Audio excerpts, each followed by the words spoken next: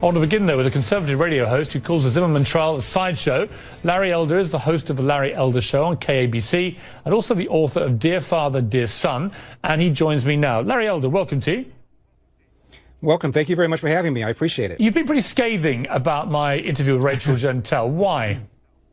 I was, because you weren't doing her any favors by condescendingly trying to convince her that she's a victim. This is a young lady who didn't apply herself, a 19-year-old who's still in high school. Instead of saying, young lady, take this as an opportunity to take stock of your life, you treated her like she was a victim. And that's how you're doing this whole thing about race and racism. 7,000 murders last year, Piers, of black people. Almost all of those were committed by black people. Since Trayvon Martin has his unfortunate death, there have been 480 blacks killed in Chicago alone. 75% of those crimes have been unsolved. Where are the cameras? Where are the shows? It's outrageous to act as if Black America should fear some non-black guy stalking some black kid at night. The likelihood of a black person being killed by a non-black person is extremely remote, which is why this became a big national issue in the first place, Piers. Right. It's perfectly possible, as we have shown on this show many times, to be just as exercised by what is happening in Chicago, which is an absolute national disgrace to America, frankly, in terms of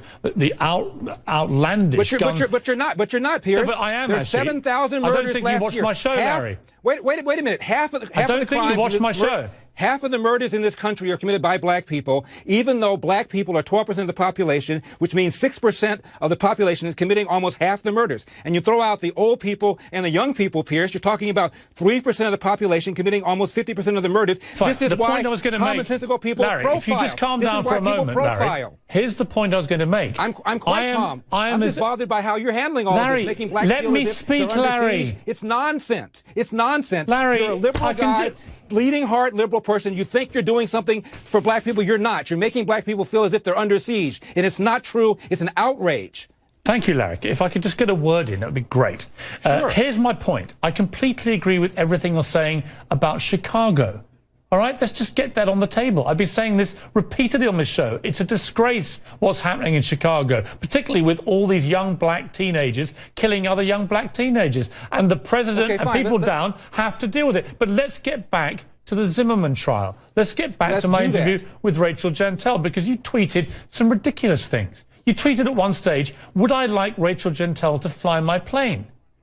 Why would you say that? I'll tell you why I said that, Piers. I'll tell you why I said that. Because after you interviewed her, you condescendingly went on television the next morning and called her one smart cookie. Bull. Why don't you hire her as a nanny? Let's see how smart she is. It's a condescending kind of thing that a lot of white people say to black people. I think you're stupid for saying that kind of thing to try to get black people to wasn't my question. That race and racism do you think Rachel Jeantel is when it doesn't? Do you racism think she's stupid, Larry? Racism is not a major problem in America anymore, Piers. Racism is not a major problem in America anymore. The number one problem facing black people are the large number of black people born outside of wedlock.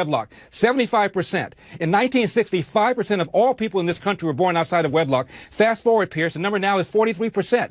You look at that for crime, dropouts, all that kind of stuff is connected. The other big problem facing black America, Piers, is the economy. 1 in 2 black men does not have a job. And one of the heads of the Congressional Black Caucus once said, if a white person were in the White House, we'd be marching on the place because of the high unemployment. But we're talking about Trayvon Martin and George Zimmerman as if it's the number one problem facing black America. It isn't even remotely on the top 10 list. Okay, Larry, this isn't a sort of competition to see who can be the greatest filibuster in my show's history. I'm not trying to filibuster. I'm just trying to make some common sense. I'm not hearing on your show. Let me just get back to the question I asked you and see if you can actually answer the question. Do you think that Rachel Jeantel is stupid?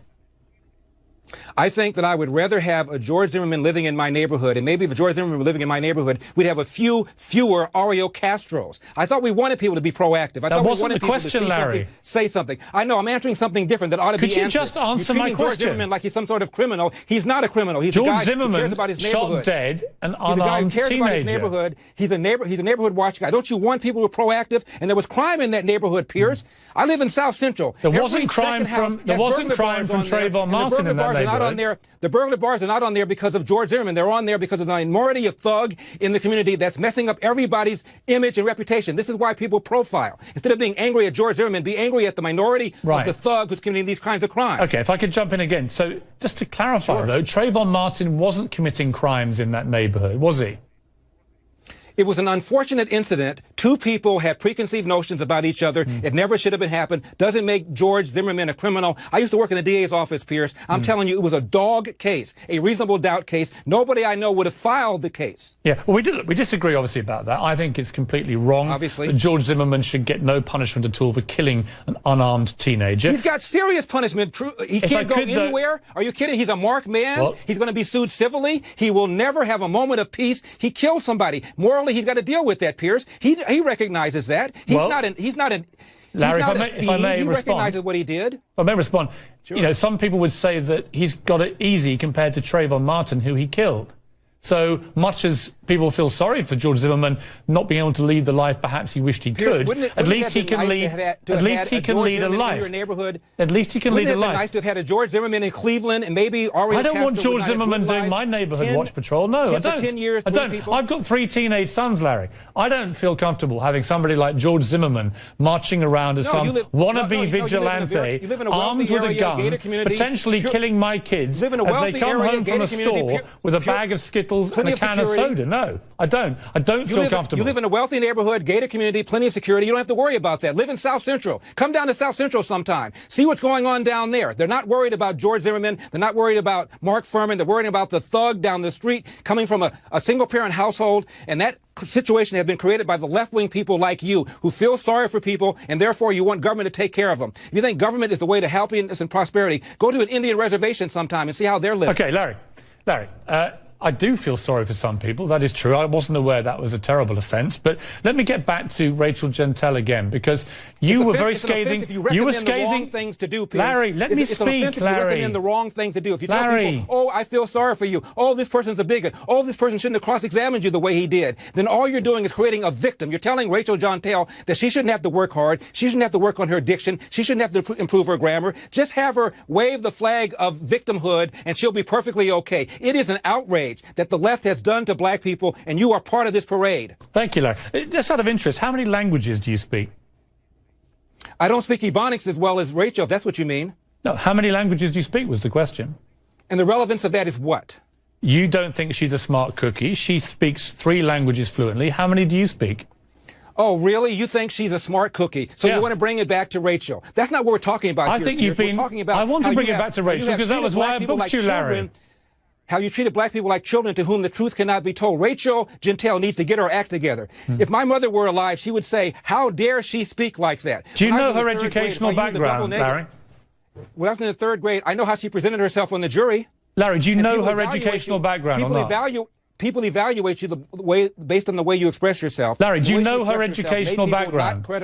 This woman, this young 19-year-old black woman that you are eviscerating for her lack of intelligence, do you have any idea about her background?